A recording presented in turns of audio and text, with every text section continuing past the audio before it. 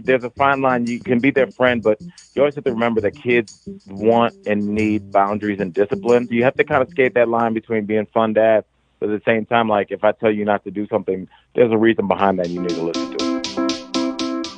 Hey everyone, welcome to the Life of Dad Show. Here in the Life of Dad Show, we talk with athletes, actors, entrepreneurs, CEOs, musicians, entertainers who've all made a name for themselves, but the one thing that is most important to them is being a dad.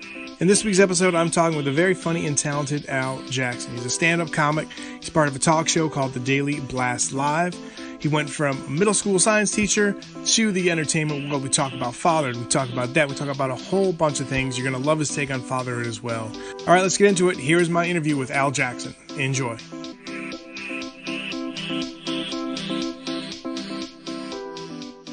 Hey everybody, Eddy here for the Life of Dad Show and online. I'm very happy to have Al Jackson. Thanks for taking the time to chat with me, Al. How you doing, sir? Art, I couldn't be better. How about yourself? Good, man. I can't wait to talk about fatherhood and comedy with you, sir. I think you're a great storyteller. You got so much stuff going on. Not only are you a comedian, not only you're a TV show host and all that good stuff, but I'm a geek, so I love origin stories. And for you, man, I read up that you're a middle school science teacher, and now you're in the entertainment industry. How the hell did that transition happen, man? What made you change your career, sir? Well, I mean, unfortunately for me, I was teaching middle school science. I taught seventh grade for 5 years, and I definitely needed an outlet, but I could not afford a therapist. So I was like, I need to get this out somehow. I was like, wait a second, there's a bar that has a microphone that I can talk into. And I started going to open mic. I swear to you, I had never thought about entertainment, never thought about a career in show business. I just thought it would be something fun to do at night. And, I started talking about just like being a middle school teacher. And I honestly remember people laughing so hard, and I was like, because it was so normal to me. I was like, yeah, every once in a while, a kid will throw something, and it's hilarious, but I have to act like it's not. And all these things that go on every day that couldn't be more mundane to real teachers, people really ate it up. So my career just started to go where it's I'm just doing free shows, and then after a while, the owner's like, hey, I'll give you a burger and $50 if you host, and then the next thing you know, the money gets better, and then I had to make a decision on whether I wanted to pursue it full time, and I ended up doing it. And I'm talking to you, so I think I made the right decision. That's awesome, man. And talk a little bit about too, when you of course, you're always gonna have doubts, you're always gonna have fears creep in, man. But when you took that plunge, what were some of the things you're like, all right, God, I hope this works out, right? But look, there is a period in every young comedian's career where you're like, either I'm gonna have to donate plasma or call my mom for money. That's just you're so broke that I kept an ATM receipt. I guess one night when I was a young comic in New York, my rent came out of my account early, and I'll never forget, I had negative $666.66. It was such an interesting number to have minus in your account. But I was like, I'm an entertainer now. I've done it. Yeah. Nice, man. And people definitely go to aljacksonlive.com because people can check out your material if they haven't yet. And I think, one of the big things is there's different types of comedy, right? Stand-up comedies. I think you have a lot of different styles, but I think you're such an awesome storyteller. I was hooked about the time that you were supposed to open up for this business class. I love the whole story, and I don't want to ruin it because people, again, you're such an awesome storyteller. And then Black History Month when you were teaching, freaking phenomenal as well. And I know you said that you used the material when you first started of certain things you kind of wanted to vent about your experience as a teacher, but I'm always intrigued by someone's creative process, especially a creative person like yourself. Do you take time, set some time out to write material, or do you when things come to you, you're like, all right, I gotta record this somehow, some way? What is your creative process like when you're working on material? All right, that's a great question because every comic's process is so different. I know comics that are more like joke writers. No matter how I feel, I'll have a cup of coffee and I'll just write 50 jokes. Whether they're great or they stink, I just write 50 jokes every day. Wow. Comics like myself, I more just go on my life experience. So if something funny happens, let's say you and I are out at a ball game, the stadium announcer says something that he shouldn't, I'll just mark that down. I'll be like, weirdly sexual comment from the stadium announcer. And then I'll just have that in my phone as just a bullet point. And first of all, it will look very strange until I write a joke. And then like when I'm feeling it, I'll go back and I'm like, oh yeah, that time me and Art were at the game and that guy said something. Wait a second, that joke would fit interesting when I went on the first date over to my girlfriend's house and her dad said something weird at the table. So now you start to take the stadium situation, the date with my girlfriend's dad, and now you have a chunk of material that's basically about people saying things that they don't mean to, and that becomes a joke. So for me, I kind of let life throw out fragments, and then almost like if you dropped a plate on the floor, just trying to put it back together so it looks like something. Well, great analogy, sir. Appreciate that. Stand-up comic, talk show host, podcaster, do a lot of stuff on TV as well. Do you kind of prefer one over the other? Because, I mean, you're doing so many different things. Do you have, like, one passion over the rest? That's a great question. You know, it sounds like such a cop-out to say that I love them all, but I love all the things, the podcasting, stand-up, and the talk show host. I love them all like I love my children. I love them equally, but I love them differently. And that, first of all, that sounds terrible. Let's just be honest. I don't like my second son. No, they're just different kids. My youngest son is a bowling ball. My daughter is, she's kind of geeky and is into tech. My son is into video games. And I think it's the same thing. They're just different people. And the three things that you mentioned, the podcasting, the TV, and the stand-up, are different things. When I go to do stand-up comedy, it's live in front of the audience. There's no redos. People plunk down some money. I better bring my best. And with podcasting, we can kind of goof around a little bit and be like, hey, Art, can you delete that last part? But then we can kind of segue, and we can kind of meander through topics and joke around a little bit, but have a little bit more leeway with the conversation. And with the talk show, I get a chance to talk to the world about my opinions, but they have to be more brief. I'm on a panel with 3 other people, so I need to get in and get out. Yeah. But that also helps me work another muscle where it's like, hey, Al, how about you don't blab your way through everything and just have a concise thought? How about that, buddy?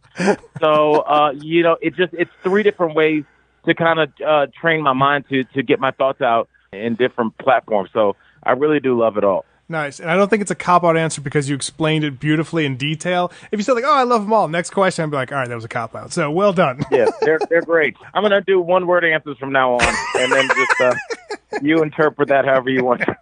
Nice. Sure. You know, I always ask an athlete, a pro athlete, like when they first got onto the field, court, rink, whatever the case may be, do you remember the first time, what it was like? So for you, and I know that you were kind of doing an open mic and certain other things, but let's talk about like the first gig where you felt like, all right, this is it. This is, I'm making it right now. Talk about that first time on stage and what you kind of remember most from that experience. Man, you are taking me back because it was, when I started stand-up, I feel like now, when I meet young comics, when I say young comics, I mean comics that are in it less than 3 to 6 months, like young men and women, yeah. They already have kind of a path because there is the internet. So you can look up your favorite comic. Like, I'm a big fan of Art. Let me look. Okay, he started as an intern here at this radio station, did this. You can kind of see the path that somebody that you're kind of admiring, see what they did, and then kind of mimic that to the best of your ability. I started comedy. The internet was out, but like people didn't really use it like that. And so like it was like the Wild West. I found out about an open mic through one of those newspapers that are free, and they got some interesting articles, and then you turn one page and it's just all sex ads, and you're like, all right, I see how you guys pay for this print. So like I found an open mic at an Irish pub. I don't even know, it was in Fort Lauderdale. I was living in Miami at the time. And so I went the first week, and it was just a complete lottery in terms of the names that they called. So it was like 50 slots, and, I was like number 37. And I was like, hey, I didn't tell anybody I was going. I just put my name down. I was like, okay, so let's just do this. I put my name down, and I sat there all night. They never called my name. So I was like, hey, I proved to myself I could do something. Even though they didn't call me, hey, I can cross this off as something I did. So I let like 2 more weeks go by, and I was like, let me just go and put my name down again. I won't get called, but I do like watching the other comics, and I still, I have a beer and just watch other people do stand-up. And put my name down, and one comic went up, and then just this big Irish hand landed on my shoulder, and it was the owner, and he goes, are you Jackson? And I go, yeah, and he goes, you're next. And I was just like, it was so surreal because it was like, it'd be like you watching a basketball game and then the coach asking if you brought shoes with you. Like, I was not ready. But I don't think anybody is ready. I just went up there, and I think honestly, Art, I was nervous, but not as nervous as I feel like I would have been if I'd had any other job rather than being a middle school teacher, because in a weird way, my job was kind of stand up, but just with science. Because, I'm used to standing in front of people that are sitting. Yeah. I'm used to my voice being the only voices being heard in the room. So I wasn't uncomfortable being looked at. I wasn't uncomfortable. The only thing I was uncomfortable is whether my material stunk.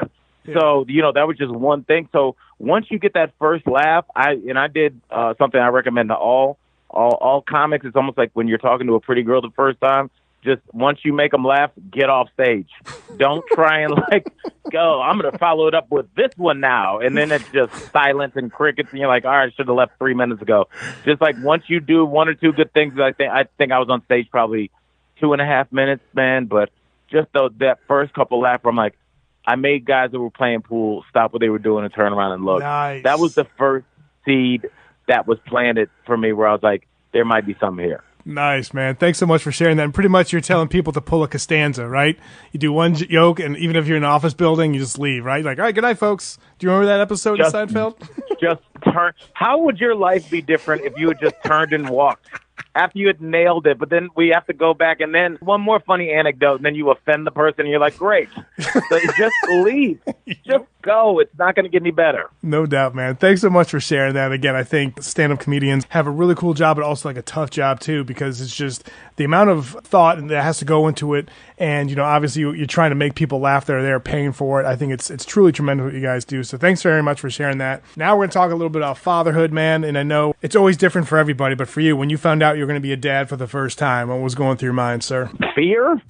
Like what did you just? And the way that I found out that my wife was pregnant is I was doing some kind of Florida's Funniest Comic nonsense thing, and we were doing the initial calls, the initial auditions at Universal Studios, and I made it to the callback that afternoon. So I remember I was in the bathroom, so I called her and I was just like, hey, I made it to the second round. And I don't know what kind of weird sixth sense. I was like, hey, I made it to the second round. She's like, okay, cool.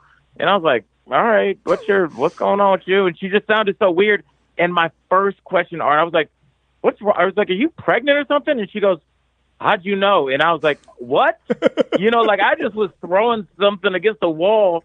And, so then I just went and did this show, like telling my jokes for like, okay, you have $800 in your account. You're bringing a new life into the world.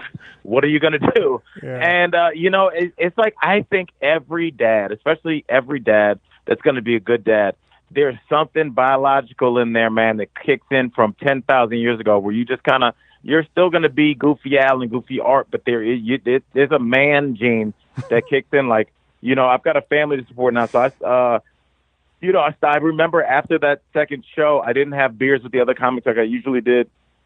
I just went home, and I think even right then I was like, I need to start saving. I need to start, It's not about you anymore, but it's a beautiful thing because after a while you're just like, yeah, I know me. Let me see if I can do something different. And, I absolutely love being a dad, man. It's the best, bro. Nice, man. Appreciate you sharing that, Al. And talk about some of the core values you look to instill into your kids as they're growing up. I just want them to have a healthy fear of me. Every day I want them to quake in their boots. No, I kind of do, though. What the hell? My kids are just like, my parents never spanked me, never did anything, but I just cowered when if I thought my parents would be upset. My kids couldn't be more. I'm on TV. They'll come in and turn. They don't care. They're not impressed by me. And it's just I thought my parents were so cool. My kids are just like, yeah, can you drop me off or not? So it's just it's just fun to just watch your kids grow up and see the personalities start to form and see the little people that you remember them being. And now they just, they start to become sarcastic. They become analytical. They become who they're going to be. And just to sit back and kind of have a passenger seat to watch somebody develop is really the best thing in the world, man. So, my core values with my kids is do you, man. Yeah. Don't have this idealized version of what you're supposed to do. I need to have a six pack and I need to be a neuroscientist. It's man, if you want to be an artist that's cool with not making a ton of money, but you just live in Key West and paint the sunset every day, do that. don't ask me for money, but do that. You know, like, don't have these, you know, I remember growing up thinking, like, I needed to be a pro basketball player. I am 6 feet. I sat on the bench in high school, but, like, until, like, sophomore year, I was like, yeah, me and LeBron. So it's just, like, not having these delusional thoughts and just, like, I want to give them freedom early in life to explore a lot of different things. Realize you're not going to figure this out until at least your mid-20s, especially for guys. It's probably going to be later than that. Don't make any really bad mistakes. But make some mistakes and goof around and bang your head a little bit, travel a little bit, and then figure out who you want to be and how you want to live this life.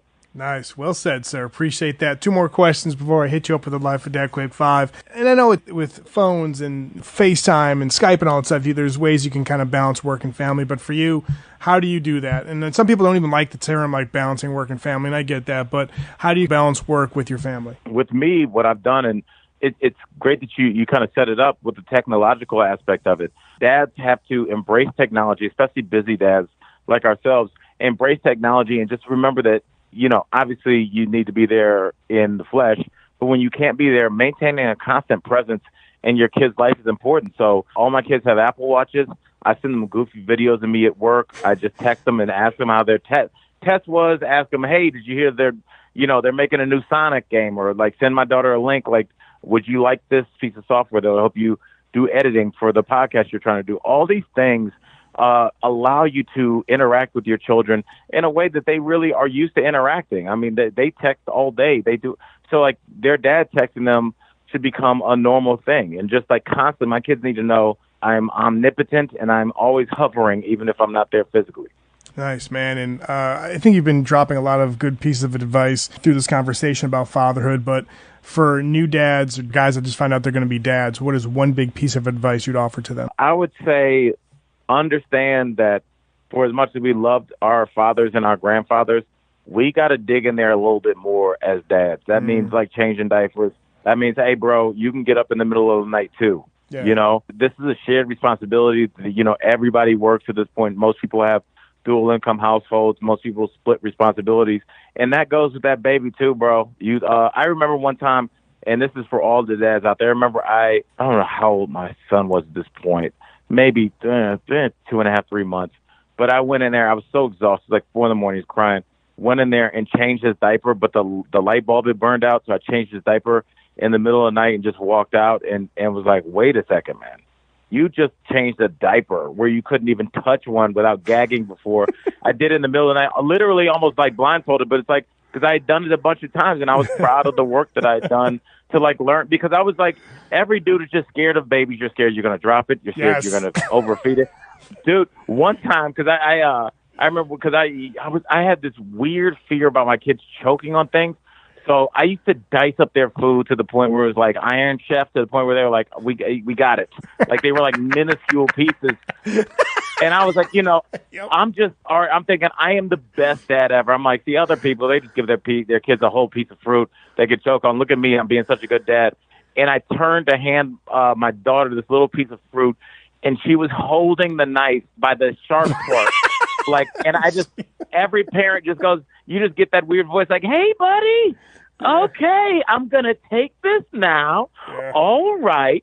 But it's like, no matter how much good you do, you're going to mess up from time to time, like handing your daughter literally a knife that you would cut pork loin with. Yeah. And so, you know, you have fun, and that's a good memory, just because I did not lose custody of her. And, you know, you just, like, understand you're going to make a mistake, but don't just hand the baby to your wife or your partner the whole time. Like, first of all, they will resent you. Yeah. I promise you that. For sure. So just learn how to do it and show them a little responsibility. And then, like, as they get older, you'll be like, hey, I was a part of that. Like, anybody can just say, hey, I think the baby stinks. Thanks, Sherlock. You know, like, we've located the smell. Now let's do something about it. 100% agree, Al. Like, for me, when my wife was nursing my two daughters, and in the middle of the night, I would get up. We'd have a routine where she'd get ready in the rocking chair. I would go change the diaper. Even if there wasn't anything bad, we just change it just to change it, because you knew that, like, once the baby has fill of milk, they'll go right to bed and you don't even want to chance it, right? So we'd always do that whole thing. And after a while, you get ninja skills with changing the diaper in the dark, man. So well said, man. Love that answer. And that's going to be the name of my next album, Changing Diapers in the Dark. So look for that on iTunes. Well, that's awesome. Now we got the Life of Dad quick five. Favorite family movie in the Jackson household is? Major Pain. Oh, nice. With Damon Wayans. Yeah. Love that movie.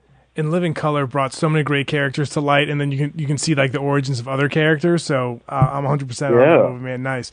Favorite song you and your family like to sing and dance to, or maybe if you don't have one, was there a band or an artist you couldn't wait to introduce your kids to? Oh, no doubt. That's an easy question. Bohemian Rhapsody. My kids freaking love that song. And I love it too. It's so interesting how timeless it is. Yeah. But they just like they want to hear it over and over and over again. Nice. Describe the perfect family vacation. Where would it be? Perfect family vacation. I'd like to go down to the Florida Keys. It's just like there's enough stuff for the kids to do, but also the beach is right there, and the waves aren't too bad. So you can kind of find like enclosed places for the kids to splash around a little bit. And it's kind of just laid back down there. So and also it's not Disney World where you're just like, all right, well, I'm just going to give you my 401k. Like, what the hell's going on down there? Yeah, especially as a Star Wars geek, I'm like, I see all the stuff that's coming out. I'm like, man, this is great, but it's going to be so expensive. So I feel you on that. Yeah. Is there a venue or a place that you would love to perform at that you haven't done yet? I was lucky enough I did the Apollo in New York City with my buddy Hannibal Buress and Chris Rock. That was a big moment in my life. Nice. So I mean, honestly, the Radio City Music Hall is my goal at some point, is to record a special and do it there. So I'm putting that into the universe first on your podcast, and let's make that happen. Fingers are crossed for you, sir. I'd love to see you there as well. And lastly, what are 3 words that your kids would describe you? Goofy, fun, and loving. Hopefully, is that's what I want to be as a dad. I just want to be. There's a fine line. You can be their friend, but you always have to remember that kids want and need boundaries and discipline. Mm-hmm. They'll have enough friends, so you have to kind of skate that line between being fun dad, but at the same time, like if I tell you not to do something, there's a reason behind that. You need to listen to it. Spoken like a true dad and a veteran dad. I love it, Al. Thanks so much. People, make sure you follow Al on Twitter at Al Jackson. Go to his website, aljacksonlive.com. Thanks so much for chatting with me, man. I know you're a busy guy, but really loved your take on father, and I loved hearing more about your career, sir. Oh, yes. Thank you, Art. And I just want to tell everybody you can watch me every day on Daily Blast Live, either on YouTube Live or check your local listings. We're on all over the country. And, Frank, we got to do this again, man. I had a blast, brother. Yeah, we'd love to have you on, man. You have a great day and continued success, sir. Yes, sir. I'll talk to you soon. Cool. Thanks so much for listening to the Life of Dad show. You know where to find us, lifeofdad.com, and on Twitter and Facebook. Noise you couldn't quite locate or explain. Couldn't quite